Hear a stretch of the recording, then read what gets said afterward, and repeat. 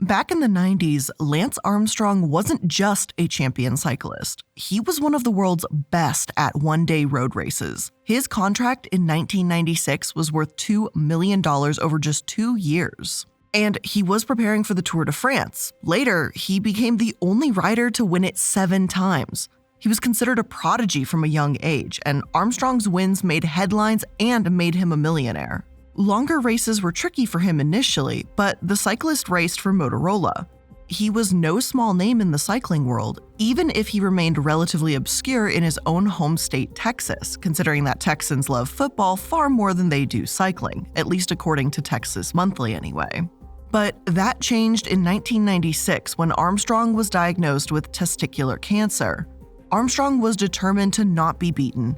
He viewed his diagnosis like any cycling competition, only with much higher stakes. You lose, you die. That's just simply what worked for him. Taking that perspective and putting it into anything that he did, having a fiercer determination than ever before. Armstrong wasn't just a prodigy athlete known in the world of cycling anymore. He was a hero. After surgery, Armstrong said at a press conference, "I want you all to know that I intend to beat this disease. And further, I intend to ride again as a professional cyclist." And it seemed like the world was cheering him on. And I won't pretend that everyone loved him, but at the time, how could you not?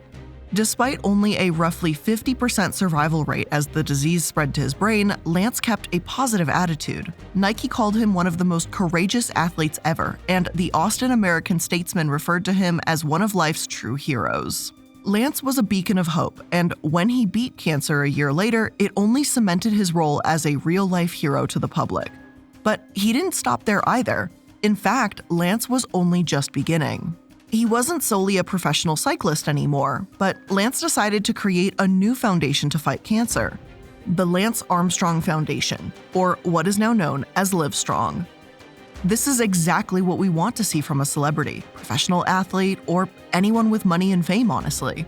Someone using their platform for good, and Lance Armstrong was the absolute perfect person to do this. Seen as a cancer-fighting hero at the time, Armstrong was in the best position possible to tell the world that we needed to fund more cancer research and stay strong. Like, it really can't be understated how giant this comeback was. The mayor of Austin, Kirk Watson, was also a survivor of testicular cancer and had a day, August 9th, named for Lance Armstrong. Texas Monthly writes that when LAF kicked off their first race, it was an unbelievable success. School kids sold lemonade and gave money to the cause. Cancer survivors got their old bikes out of the garage and rode with their hero. They spoke of Lance with awe. He made it part of his routine to call or write people with cancer.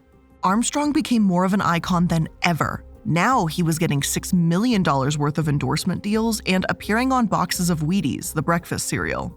Like, he was even sponsored by the Postal Service as they spent over $30 million on Lance and his team from 2001 to 2004. All those classic things that tell you you've made it, your picture on a cereal box, having a day named after you. Yeah, Lance was doing all of that. He was a symbol and promoter for the city of Austin itself, a symbol of living strong. And when those yellow Livestrong bracelets came out, they were a massive success. They represented Armstrong's impact, the idea of fighting to help those with cancer, and they were worn by athletes all across the globe. Lance's reputation and his foundation's bracelets were a perfect fundraising tool. They were on top of the world. But then, seemingly out of nowhere, they weren't.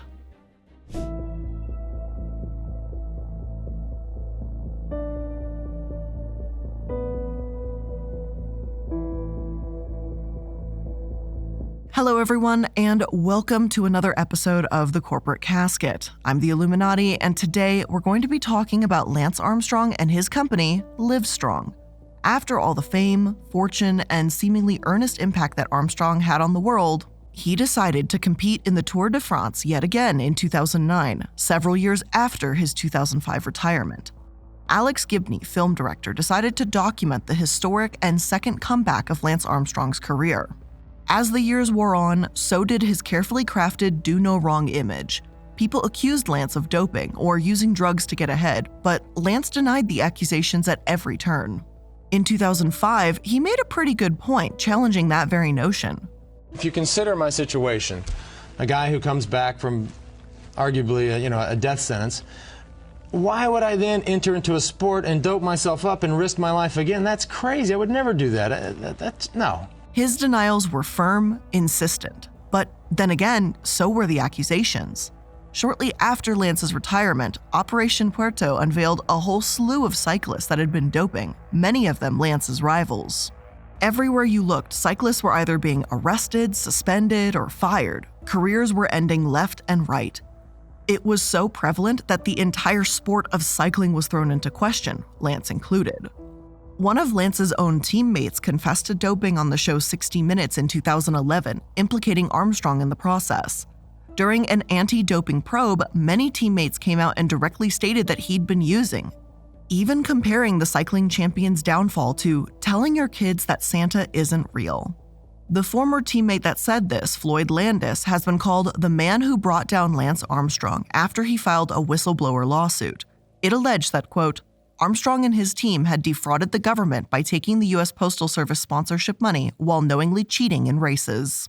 But if Armstrong had accusations hurled at him before, what suddenly changed? Why did they only start to stick after 2009? Well, according to Lance himself, it was that 2009 comeback that did him in. You see, years before the 2009 return, a French article called The Armstrong Lie provided evidence that Armstrong was consistently doping and his urine samples contained EPO. EPO will increase the number of circulating red blood cells, which transports more oxygen to your muscles, increasing their capacity, endurance, and recovery. Blood retransfusions, or blood doping, which Armstrong also did as EPO testing improved, can produce similar results. People were skeptical of Armstrong in the past. That is absolutely true. And Tour de France organizers had their guards up and suspicions raised when Armstrong first won in 1999. After all, just the year prior in 1998, the leading team had been found with a whole cargo of drugs. Organizers, the press, everyone knew already just how prevalent drugs were in cycling.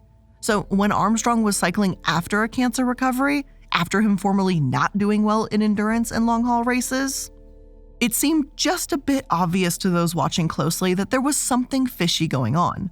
It's just that accusing a cancer survivor and an icon of cheating didn't seem like a wise move. The guy was so big for cycling and the cancer-surviving community, and he was just such a celebrity. Steroids? No. He was just using cortisone cream for saddle sores. Surely this legend would never cheat.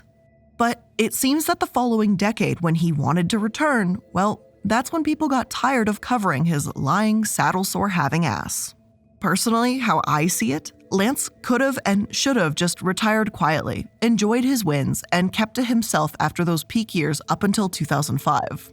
If he kept his head down, perhaps no one would have tried to pick apart his story and just let the sleeping dog lie, so to speak.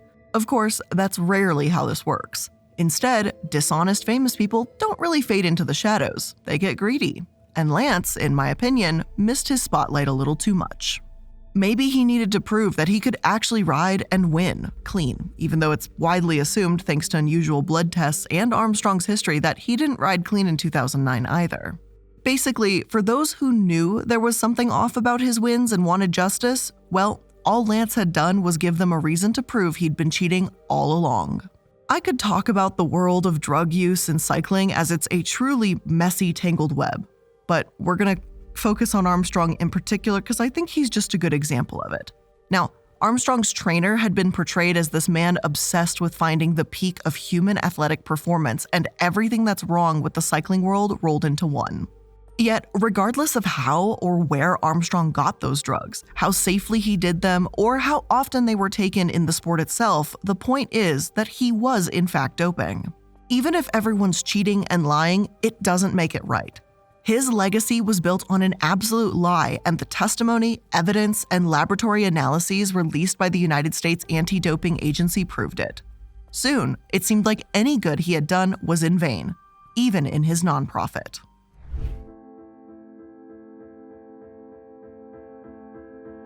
In 2012, the case was made that Armstrong had been doping for much of his entire career.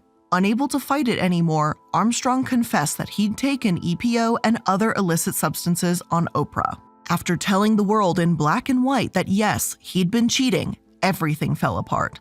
The idea of him being a courageous icon shattered. Now he looked like a scumbag, and frankly, deservedly so. See, my issue and many other people's issues with Lance isn't just that he lied and built this whole empire on it. It's that he actually sued people all along whenever they accused him of doping. Oprah confronted him about this too and asked, "You're suing people, and you know they're telling the truth. What is that?" Armstrong answered, "It's a major flaw."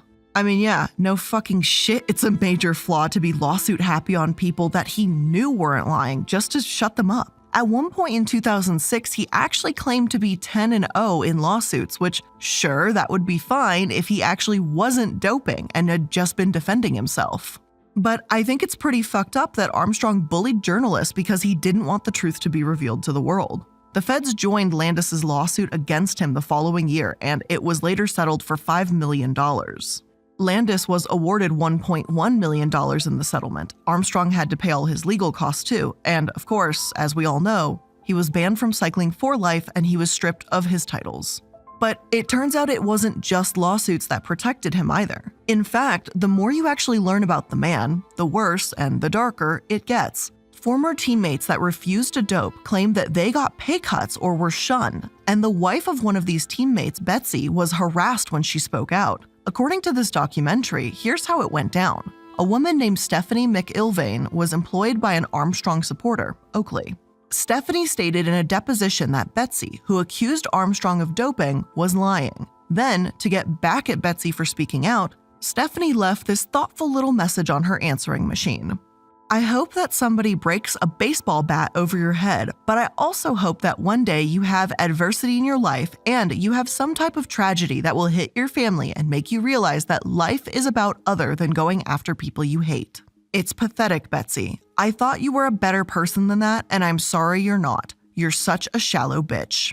The world did not believe those who spoke out against Armstrong, to put it bluntly. And if you tried to, well, you might get this type of voicemail. Monetarily, there were consequences, but nothing really made up for the broken, false hope that Lance gave his fans and cancer patients that believed in him. In commercials, he said he was back on his bike for cancer survivors. He used a terrible disease to make himself look impressive. And all the while behind the scenes, he was just doping and lying to the entire world. Cancer survivors had mixed opinions about what he'd done. Some condemned him, and some still believed him. One named Dan McAlpine told NPR that he considered Lance the worst of all hypocrites who preyed on people's need to believe. Lance was more than a cycling champion, Dan said. Far more important, he was a cancer champion. Now he's just a disgrace. Others, like Salika Zoad, said that she was still supporting Lance as his journey meant so much to her throughout her own battle with cancer. She said, "Reading about how Lance not only survived stage 4 cancer, but embarked on a quest to spare others the suffering he endured set a fire under me. I too wanted to live." No matter how you feel about Lance and how he used his status as a survivor, the world just wasn't ready to trust Lance Armstrong anymore. And that meant his foundation, Livestrong, suffered too.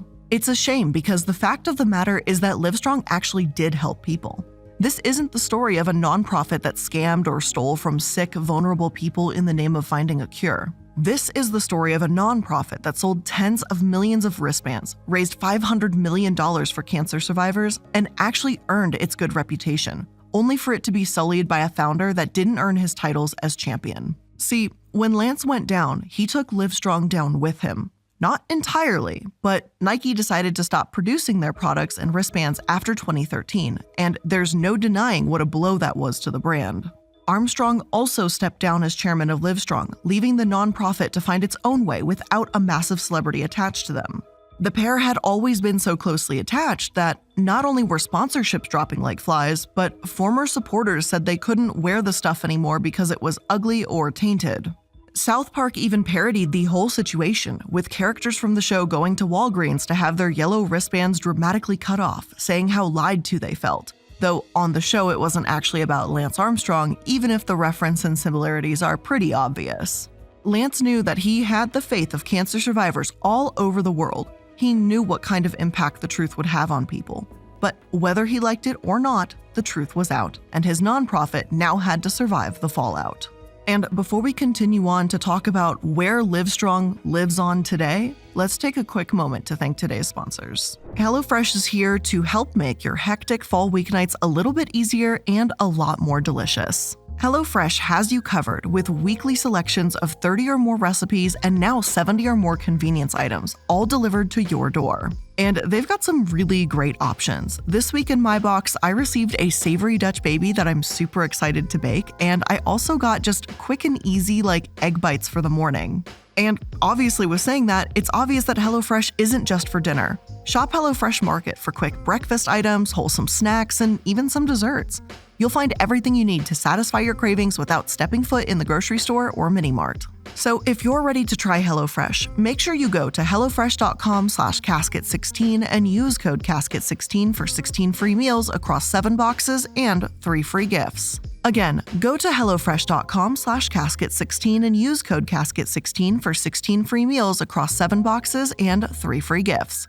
Oh, and if you try either firecracker meatballs or the banh mi meatballs, let me know your thoughts because those have to be some of my favorite recipes. Today's episode is also sponsored by Honey, the easy way to save when shopping on your iPhone or computer. When it comes to making purchases, I really do prefer to be that tedious person who spends hours researching a product and making sure that it's exactly what I want in my life. Just recently, and as a matter of fact, as this episode's airing, I'm actually not in town right now. I'm actually visiting a friend in California. And I needed a new suitcase because I realized that my old suitcase is maybe a little too busted to make it through. So I spent my hours researching for different websites and different suitcases to finally find the right one. And when I finally did, Honey was right there with a 15% off coupon, so thank you, Honey. And Honey is super easy to use because all you do is do your shopping online, and when you go to checkout, the Honey button appears. You just click Apply Coupons, and Honey does the work for you. If it finds a working coupon, you'll watch the prices drop. Honey doesn't just work on desktop either. It also works on your iPhone. Just activate it on Safari on your phone and save on the go. So if you don't already have Honey, you could be straight up missing out. And by getting it, you'll be doing yourself a solid and supporting the show. And I'd never recommend something I don't use. So get Honey for free at joinhoney.com/casket. That's joinhoney.com/casket.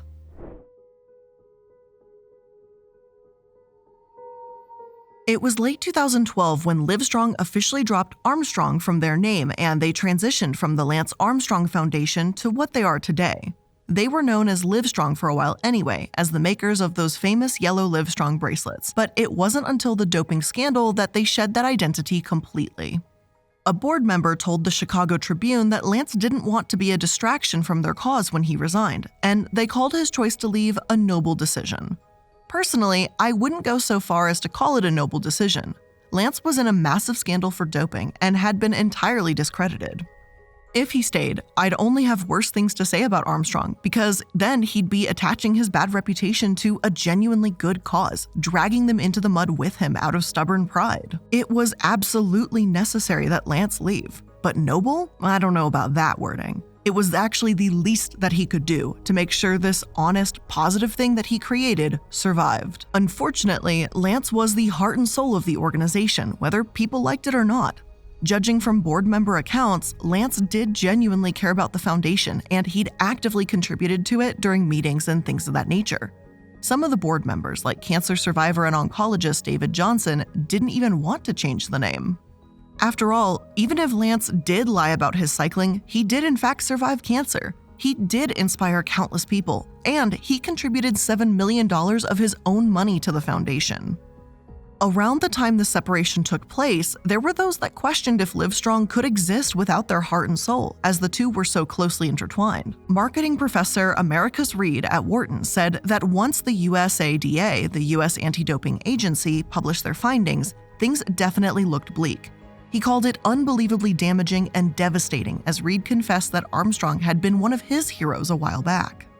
This fall from grace, as fellow professor Barbara Kahn explained, was intensely personal. Tiger Woods, for example, promoted Nike because it made sense from a professional standpoint. He used their gear, told the world it worked, and Nike got money.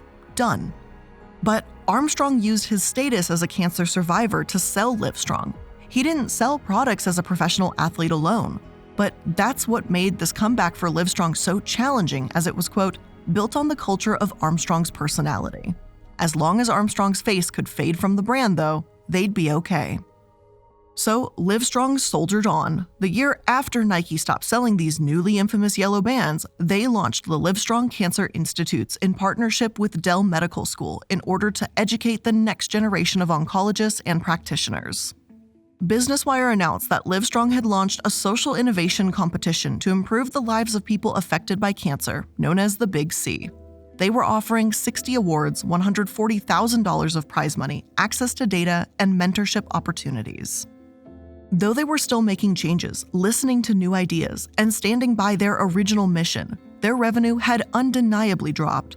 Even 3 years after Armstrong's scandal, Livestrong's funds took a nosedive, with contributions down 85% since 2011, when Lance last competed. They dipped into cash reserves to cover operations, faced double-digit declines, and it no doubt took some time and new administration members to recover. Around 2016 and 2017, Livestrong settled into a new normal. Their fundraising started to go up again as their reputation recovered. Without Lance, no, it doesn't seem like Livestrong will be the nonprofit it once was. The damage has been done, and it seems permanently. But at least they've weathered the storm and proven that they can still stand on their own 2 feet without him. After all, they are still bringing in millions of dollars, about $2.5 million in 2018. However, their assets went from $100 million before the scandal to under $50. They sold their former headquarters, so if I had to guess, they are probably still burning through savings and have to continue cutting back. Otherwise, it's only a matter of time before they go under. That's not to say that I think Livestrong is perfect by any means whatsoever. I personally think that their CEO, Greg Lee, is overpaid at about $350,000 per year. When you only bring in about $2.5 million, that's a huge chunk as a nonprofit. Still, as of late, when they do spend the vast majority of their funds on their programs and they're fully transparent with their finances, I can't really argue with that so much. Livestrong has also seemed to make a very genuine attempt to fill in the gaps left by other cancer charities and nonprofits. For example, they claim that there are many organizations helping people during their cancer treatments by offering support, but not as many that tackle post-treatment care. As of 2020, Livestrong has been committed to more patient and caregiver education, comprehensive quality of life services, and streamlining systems and care. Greg Lee has stated that their new work might be as simple as helping to transfer medical records and condensing down all the places a cancer survivor has to go in order to get blood drawn. Now it's all about helping patients through the long haul. Despite the facelift, articles still come out saying that they're rebranding and recovering from the Lance Armstrong scandal. Their attempts to reinvent themselves do seem to be helping, but they're going to be forever known as the former Lance Armstrong charity, and there's really just no getting around that. Right now, it feels like only a matter of time before they have to drastically downsize or they'll just run out of money and stop their services. Sure, Armstrong created this organization, but he's also at fault for their downfall. Now, the question becomes, can you separate Armstrong the cyclist from Armstrong the founder of the Cancer Fighting Foundation? If I had to give my honest answer here, I would say no. At least I'm not able to separate them. And I don't think if anyone else is struggling with being able to separate them, you shouldn't feel like you're alone in this. Armstrong did do some fucked up stuff. Not just the whole doping and cheating, because yes, admittedly, he's by no means alone there. But threatening people that spoke out against him with lawsuits, ruining lives to keep his secrets hidden, I think that's despicable. That same man also did a lot of good, as we saw with cancer survivors stating that Armstrong gave them inspiration and the drive to keep fighting. You can't measure the harm and help he caused in black and white terms. If anything, I think the story of Lance Armstrong and Livestrong Foundation shows us that people are capable of great good and great bad, even on extreme ends of the spectrum. Armstrong was a liar, a cheat, and an absolute asshole to those who spoke out against him. But at least he still managed to put some good out into the world too, even if it seems like they're fighting on their last leg now. But with all of that being said, that is the end of today's episode. What did you think of it? Did you learn something new? If you did, make sure that you're liking, following, and subscribing to stay up to date with all of our latest episodes. And if you'd like to check out any of my social media, please make sure to click the Linktree link in the description box down below. That's where my Twitter, Instagram, TikTok, Casper's YouTube channel, the second YouTube channel where I have stream clips uploaded from, and Twitch channel, and just everything under the sun is all going to be right there. So thank you so much for joining me through today's episode, and I hope you have a fantastic rest of your weekend. See you soon.